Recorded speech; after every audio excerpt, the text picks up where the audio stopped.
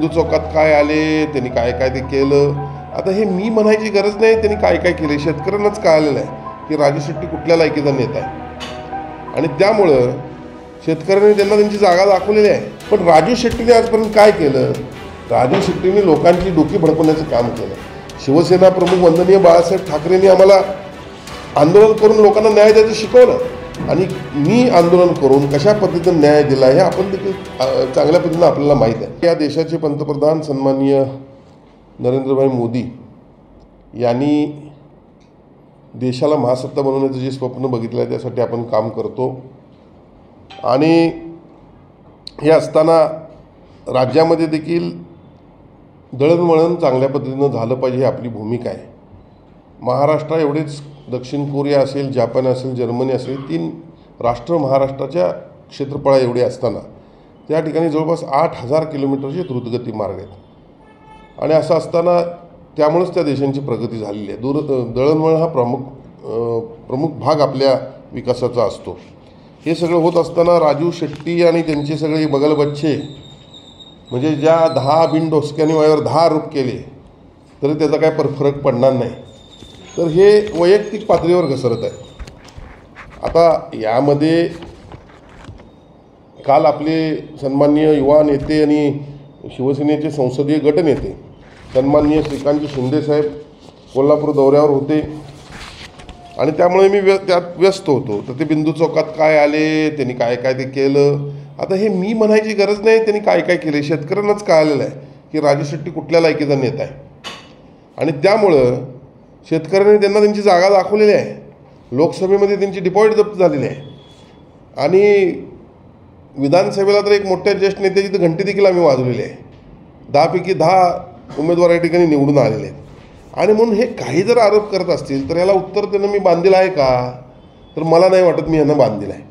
कारण जनतेनं झालेल्या विधानसभेच्या निवडणुकीमध्ये माझ्यावर एवढ्या खालच्या दर्जाचे याने आरोप केले तर मतदारांनी हे आरोप झिडकरून मला 30,000 मतांनी निवडून दिले. तब्बल 30,000 मतांनी शहरामधून 30,000 मतांना निवडून जाणारा मी पहिला कार्यकर्ता आहे. शहरामधून 3ऱ्यांदा विधानसभेत निवडून जाणारा मी पहिला कार्यकर्ता आहे. शहरातून एकदा निवडणूक हरल्यावर परत एकदा निवडून जाणारा मी कार्यकर्ता म्हणजे 3 या ठिकाणी माझे हे झालेले आहेत की लोकांनी मला स्वीकारले. आणि असं असताना वेळोवेळी यायचं, आम्ही आमच्या कामात आहोत, मित्राची जबाबदारी माझ्याकडे आहे, नियोजन मंडळाची जबाबदारी माझ्याकडे आहे, पक्षाच्या विविध जबाबदाऱ्या माझ्याकडे आहेत, सांगली सातारा संपर्क प्रमुख मी आहे, मुंबई महाराष्ट्र कर्नाटक जी काही सीमा भागाची उच्चाधिकार समिती त्यामध्ये मी आहे. आज कन्व्हेन्शन सेंटरचं काम सुरू झालं आहे. आपण पाहता लवकरच हद्दवाढ होणार आहे, त्यासाठी मी प्रयत्न करतो आहे. लवकरच खंडपीठ आता काम सुरू झालेलं आहे. आणि अशा पद्धतीनं रंकाळा आपण आज पाहतो आहे. 100 कोटीचे रस्ते आणले जे आता पावसामुळे थोडं काम थांबलं आहे. पावसानंतर आम्ही त्यात लक्ष देऊ. त्याचबरोबर फुटबॉल स्टेडियम आपण आंतरराष्ट्रीय दर्जाचं या ठिकाणी आणतो आहे. आई अंबाबाई तीर्थक्षेत्र विकास आराखडा आपण मंजूर करून घेतलेला आहे. ज्योतिबाचं काम सुरू आहे. या ठिकाणी या शक्तिपीठाला समर्थन करण्यामागं माझा हेतू स्वच्छ आहे. आपल्याला देशाला प्रगतीपर्यंत न्यायचं आहे, शेतकऱ्यांची उन्नती करायची आहे. खरं म्हणजे आपण एक गोष्ट लक्षात घेतली पाहिजे की माझा स्वार्थ काय आहे त्यात. मी सन्माननीय MD जे आहेत गायकवाड त्यांना सांगितलं की माझ्या शहराला एक रिंग रोड द्या की जेणेकरून शहराची कनेक्टिव्हिटी त्यांची वाढेल आणि शहराचा देखील विकास होईल, त्या प्राधान्याने त्यामुळे जिल्ह्याचा देखील विकास होईल. पण राजू शेट्टीने आजपर्यंत काय केलं? राजू शेट्टीने लोकांची डोकी भडकवण्याचं काम केलं. शिवसेना प्रमुख वंदनीय बाळासाहेब ठाकरेंनी आम्हाला आंदोलन करून लोकांना न्याय द्यायचं शिकवलं आणि मी आंदोलन करून कशा पद्धतीने न्याय दिला हे आपण देखील चांगल्या पद्धतीने आपल्याला माहीत आहे. टोलचं आंदोलन असेल, LBT टोलचं आंदोलन म्हणजे हे मला वाटतं जगाला आपण उदाहरण दिलं. LBTचं आंदोलन, LBT संपूर्ण महाराष्ट्राला आपण त्या ठिकाणी न्याय दिला. अशी अनेक आंदोलन महामंडळ तालीम संस्थांसाठी अंगावर विनयभंगासारखे गुन्हे झेलले. घरपळा असेल, पाणी पुरवठा असेल, रिक्षावाल्या असतील, फेरीवाल्या असतील, सर्वांसाठी काम करणारे मी कार्यकर्ता, त्यांना न्याय देणारे मी कार्यकर्ता. अशा पद्धतीने काम करत असताना, आंदोलन देखील करत असताना किती आंदोलन कशी करावी, किती करावी ह्याला देखील मर्यादा असतात. ह्या सगळ्या मर्यादा यांनी सोडलेल्या आहेत. ह्या मर्यादा सोडून एक कलमी कार्यक्रम सुरू आहे. राजेश क्षीरसागरांना टार्गेट करायचं. बरं, मला यावर आनंद आहे, करून देत टार्गेट. पण ह्यांना उत्तर द्यायला यांनी कुठली काही भूमिका मांडली तर त्याला ती मी मान्य करायला मी काय बांधील नाही आहे. मला लोकांनी निवडून दिलेलं आहे आणि हे त्यांना पाहिजे असेल तर मी त्यांना आवाहन केलं ना.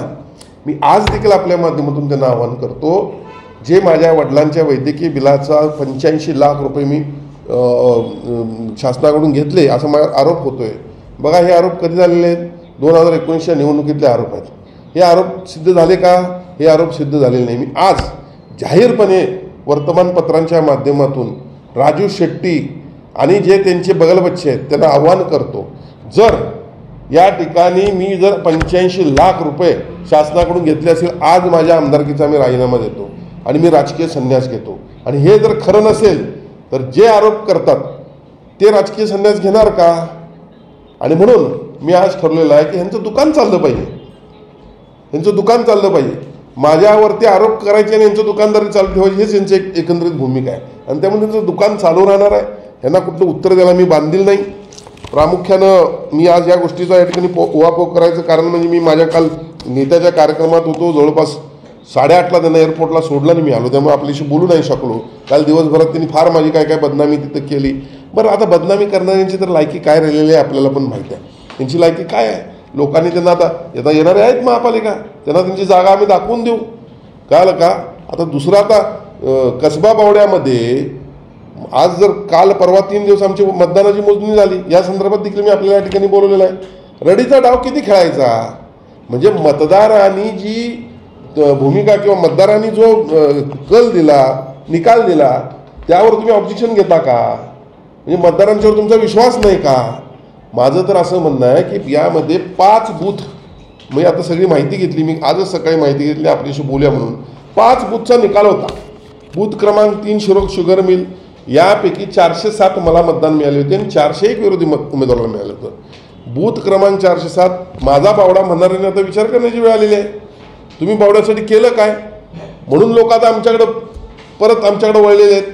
आणि निश्चितपणे मी तुम्हाला सांगतो, बावड्याच्या 4पैकी 4 सीट आम्ही निवडून आणू अशा पद्धतीचं आज त्या ठिकाणी वातावरण या निवडणुकीतून दिसून आलं. माझ्या निवडणुकीमध्ये 407 आणि 401 मतदान आम्हाला झालं. म्हणजे लोकांनी नाकारलं, त्यांना नाकारलं. आणि नाकारलं असताना ते कशाकरता नाकारलं? तर बावड्यामध्ये पानंदी करू शकला नाही हो तुम्ही.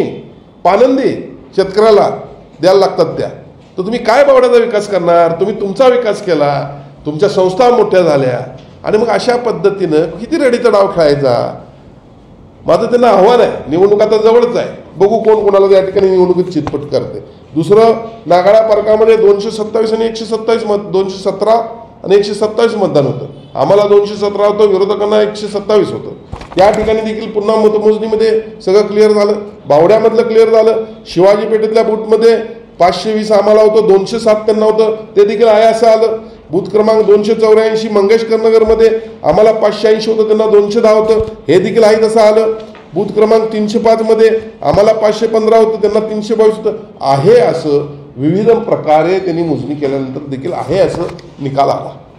त्यानंतर एका बूथमध्ये पूर्ण डिलीट करून 1000 मतं त्यांनी टाकून बघितली विविध, बाबा XYZ याला 1 2 3 4 ज्यांना ज्यांना टाकलं ते देखील खरं आलं. मग आजपर्यंत लोकसभेला तुमच्या बाजूने निकाल लागला, त्यावेळेला तुम्हाला EVM मशीनवर विश्वास होता का? आणि मग अशा पद्धतीनं किती रडीचा डाव करायचा? सातत्यानं शासनाच्या विरोधात EVM मशीन असो किंवा काही या माध्यमातून टीका करत असताना आपण या देशासाठी काय केलंय याचा काँग्रेसने विचार करायला पाहिजे. मग अशा पद्धतीनं नुसतं आपल्या स्वतःच्या संस्था वाढवायच्या आणि राजू शेट्टींसारखे असताना आपण या देशासाठी काय केलंय याचा काँग्रेसने विचार करायला पाहिजे. मग अशा पद्धतीनं नुसतं आपल्या स्वतःच्या संस्था वाढवायच्या आणि राजू शेट्टींसारखे काही हस्तक पाकिटबाबा नेमायचे, मी तर स्पष्ट म्हणतो, माझा आरोप आहे आणि त्याच्यासह अनेक असतील. हे कोण बोलतंय? हे बोलवता धनी कोण आहे? हे बोलवता धनी ज्याने या कोल्हापूरमध्ये अनेक वर्ष सत्ता केल्याने त्यानं कोल्हापूरसाठी काहीच केलं नाही. हाय, आणि त्यामुळं अशा पद्धतीचं कुठलंही आंदोलन करत असताना बघा, आंदोलन केवढं असावं, त्यावरती टीका काय असाव्या, किती तीव्रता असावी, काहीतरी त्याला देखील एक प्रोटोकॉल आहे, मर्यादा आहे. पर्सनल लेवलला जाऊन काही बोलायचं आणि त्याला काय, बरं बोलला ना, आता आजपर्यंत बोलला तुम्ही, काय फरक पडला? पण मला एवढं म्हणायचं, त्यांना काय बोलायचं ते बोलून द्या, त्यांची संस्कृती ती आहे. मी त्यांना उत्तर द्यायला बांधील नाही. फक्त लोकांच्या मध्ये संभ्रम पसरवण्याचा जो काल प्रयत्न त्यांनी केला, त्यासाठी मी त्यांना आज आपल्या माध्यमातून जाहीर आवाहन करतो, माझ्या वडिलांच्या बिलाच्या बाबतीत तुम्ही जो माझ्यावर आक्षेप घेतला आहे किंवा आरोप केलेला आहे तो आरोप आपण सिद्ध करावा. मी माझ्या आमदारकीच्या पुढच्या राहिलेल्या दिवसाचा राजीनामा देतो आणि माझा राजकीय संन्यास घेतो. आणि जर हे खरं नसेल तर तुम्ही त्या आई अंबाबाईची शपथ खाऊन सांगा की तुम्ही संन्यास घेणार.